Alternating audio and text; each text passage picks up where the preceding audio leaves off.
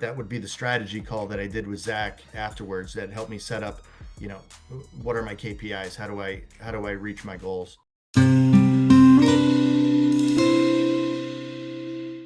Now I can't say your name without doing it. All right, I Jeff, know. come on. Tell us about this deal. Well, first and foremost, not everybody knows you. So where you located, what you do, maybe what associate level you are, just to give some context. And Jeff, sorry, Zach and Jeff, if you could also end that with your experience coming to the office, because Zach gave the virtual link for all you guys for free. Then there's a live boot camp in March. So I just want to plant that seed. Yeah, that's a great point. So I did my first real estate deal, 20 years ago. It was a live and flip with a buddy of mine, and I always had the real estate bug, but I got into real estate full time as a realtor back in 06, 07. So I went through the debacle and had to get a real job. So I've been doing technology for the last 15, 17 years. And about 4 years ago, we moved back to Florida. I'm in Southwest Florida, and we decided to get back into real estate investing. Did a couple of deals. A couple of them went south. And I kept looking around for what was the route that I wanted to take. What did I see for the long-term vision? And came across lease purchases and creative finance, and found Chris on a podcast and did a call in early August, and really liked what the community had. And so I said, I was going up to Boston end of August, and I said, man, it's too bad you guys don't have something going on. I'm going to be up in Boston next week. And he goes, when are you going to be there? We've got a In the Trenches boot camp, a live event. If you want, come up. So I changed my flight and I went up Tuesday night, and awesome event. I brought some leads with me. They did calls for me on Wednesday. We put together a couple offers on Thursday, and then I had to leave on Friday, but that would be the strategy call that I did with Zach afterwards that helped me set up, what are my KPIs? How do I reach my goals? So that was really, really phenomenal. So I joined the community soon after I left that in the Trenches boot camp, Chris, in late August. Yeah, so everybody can come up March 5th. Maybe Shana can throw the link there so we don't slow Zach down. But March 5th, we take 10 or 15 in the office. Yep. And Shana, also, if you don't mind, just toss the strategy call link in there too. He talked about having a conversation with us. It goes a long way. I know, we just sit up here, look pretty, and perform for you guys and work on these deals, but we're real live people, and we love doing deals with people all across the country. So let's make sure, if you guys want to jump on a phone call and actually speak with us, let's make that happen as well. All right, Jeff, enough about you. Yeah. Let's talk about this deal. Tell us where you found it, motivation of the seller, and then we'll get into the actual details. Okay. So I've got a VA that does some cold calling for me. He does canceled, expired, and withdrawn listings. So this was an expired listing. This woman has about 4 or 5 condos here in Florida. She'd been renting them out, and she just thought it was time to sell them. Not huge motivation, but she was just sort of done with it. And so when we got in touch with her, she said, yeah, I'd be interested in creative finance. And I forgot about this part. She said, as long as it's has a good down payment. So that'll come up later. So we started, I had a good conversation with her right off the bat, went through the process that the guys teach, and got one of the coaches on the call about a week later. So this lead first came in December 17th. Did a call with Mike McCready's one of the coaches. She was on board, all made sense to her, and put an offer out via email, and she said, yeah, that looks good. Can we tweak this and that? And we came to an agreement to do a lease purchase. It's free and clear, so we could have done, we started with owner finance because that would be the preference. But her thing was, she said, I'm going to pay capital gains on that. Can we do something else that maybe push that out, spread that out, at least kick the can? So Zach, sorry, Jeff, this is important because a lot of different, there's guests, there's people, Zach, he just brushed over real briefly because he knows it's the norm. Yeah, I did a call with Mike.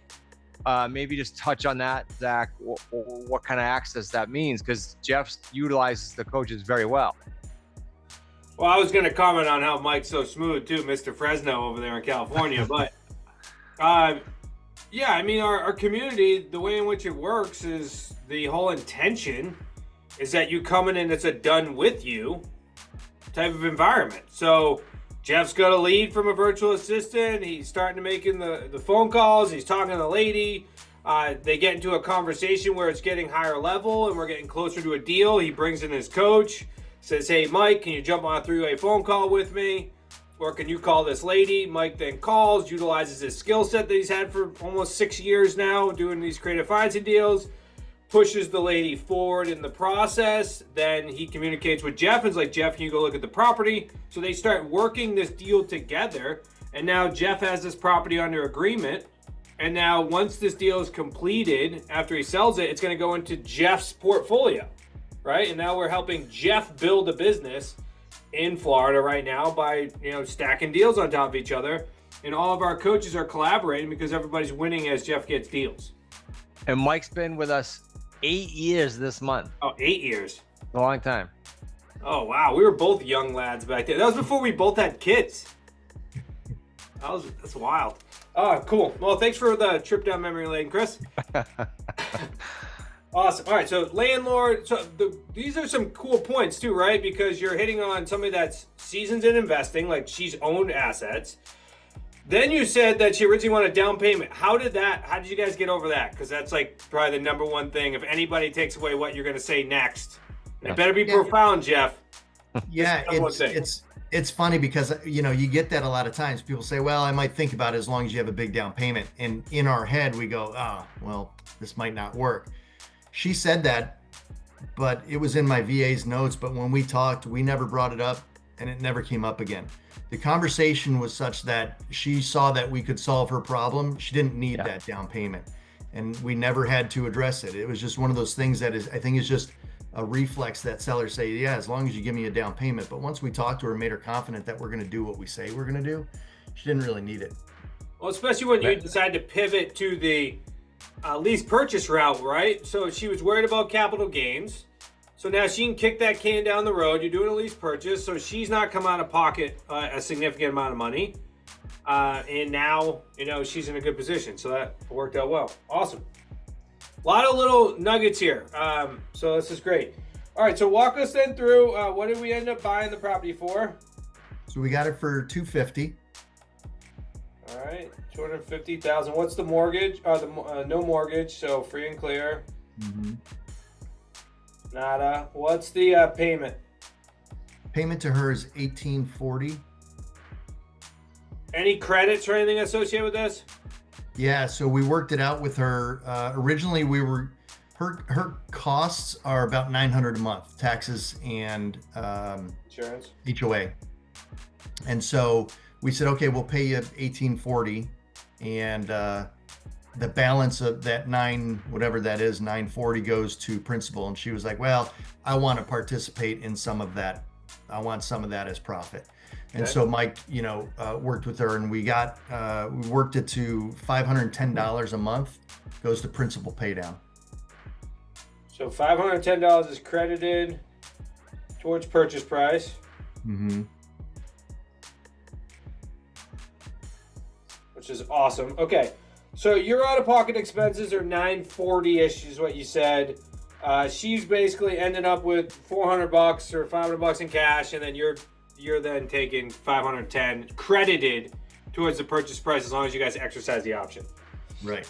Okay. What's the term on this? 4 years. All right. Awesome. Another 48-month term. Okay.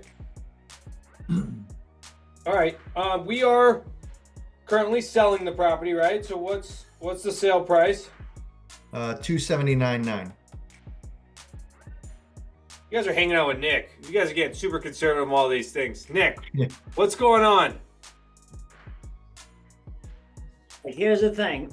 My deals that I'm involved in and I help price, they get to the closing table. So all right. I like it. Fair.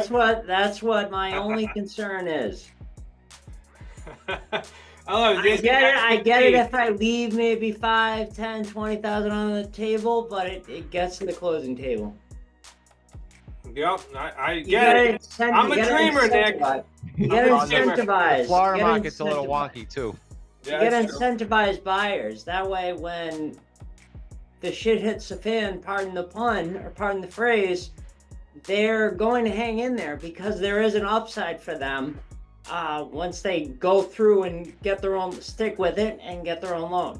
So you gotta do the little carrot and the stick in front of them. Make it a win-win for them too. I like it. You're trademark down there. Yeah. And when the shit hits the fan, no pun intended. That's the shirt right there. All right, go ahead. What's the monthly payment?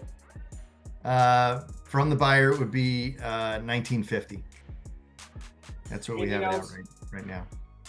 Are we adding anything on top of that? Is that The taxes would be $300. So ideally, we would add the taxes onto that.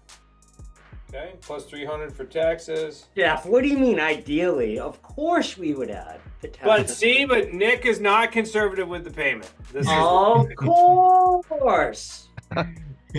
Anybody? yeah. What was that? Jim Rohn. Jim Rohn, yeah. Love it. Love Jim Rohn. Okay. All right, let's walk through. Did you do projections based upon 3 or 4 years? I got both, but I got 4 years ready right here. Yeah, let's do that. We'll be max projection, right? And then you guys can peel back as you choose. Yeah. All right, so payday 1. With the first month's rent would be $29,950. Well, we got to separate the two. So let's just make sure we do that because the first month's rent is not going to be credited towards the purchase price. Okay, so Right. 28,000. So 28,000.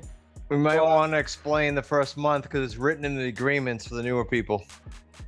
Yeah, if you're not in QLS, our Quantum Leap system, or an apprentice, or whoever else has access to the courses, or associates, in our lease purchase agreements, which I highly recommend you utilize, because if there was a mortgage on this too, we'd be locking in an equity position versus a purchase price. But in this circumstance, what you're going to do is you're going to make a payment 30 days after the tenant buyer is in the property. Can I assume this is also contingent upon finding a third-party buyer? It is. Okay, so you have all the protections in the world. Jeff doesn't have to commit to this deal until he has a buyer. He also doesn't have to make a mortgage payment to the seller or a monthly payment to the seller until 30 days after the buyer's in the property. This is important because monthly payment on here is $19.50, right? Plus $22.50. $22.50. So if Jeff does, this is what I always want people to see. If Jeff does 12 deals this year and he makes an extra $22.50, that's $24,000 that he made just by collecting first month's rent and using our agreements. Could you invest in the Quantum Leap system and be able to understand how to utilize this agreement and make an extra $2,200 that already paid for it for one deal? Jeff, did she bring anything up on that, or did she didn't even bring it up? No. Didn't bring it up. Never- Love never it. bring it This is my type of seller. If they do Most bring it don't. up, if they do bring it up, how do you explain it? Well, if Jeff was starting occupancy, his buyer was going to start occupancy hypothetically March 1. The mortgage payment being paid March 1 because mortgages are paid in arrears is for the month of February. So, Mr. Seller, I wouldn't pay for the month you're living there. So we're going to start April 1 because that's for the month of March that we have occupancy. But what about keeping the rent? That's So nothing to do with the seller. The seller doesn't know what you're doing. You're dealing with your agreement with the seller is what? Your agreement with the seller is I'm going to start in 30 days. What you do with your buyer is not their business. They don't know you're not gonna getting that, collect for the buyer. example. So the buyer will move into the property, right? And the way we always went on this concept too is like if there's a mortgage, right? Mortgage is paid in arrears. So it's even the buyer's living in the property, the mortgage was paid for last month. So we're not actually going to make a payment until the buyer's been in the property for 30 days. Judy's helpful enough. Let's make sure you contact your coach because we're almost running out of time. I need more clarification around that because I'm working on one right now. I'm pretty Judy, sure text- Rick will be text me in the available morning. after this call. Or Rick right now, yeah. I'm just kidding. All right, payday 2. We have two Bring it payday. on the mastermind. Yeah, Payday. mastermind call. Payday 2 is 19,680. 19,680 because you did this by the $300. What was that? $450 a month? Yeah, I did 410 because there's a 110 a month delta plus the taxes. Okay. 410 times 48, 19,680. Okay. All right. So then we got the 510 credited every month times 48 equals 24,480. See, this is like the little things. Like I know so many people that do lease options, right, and do not ask for credit. You might as well ask for credit. It's an extra $24,000. Okay. Do we have any back end spread?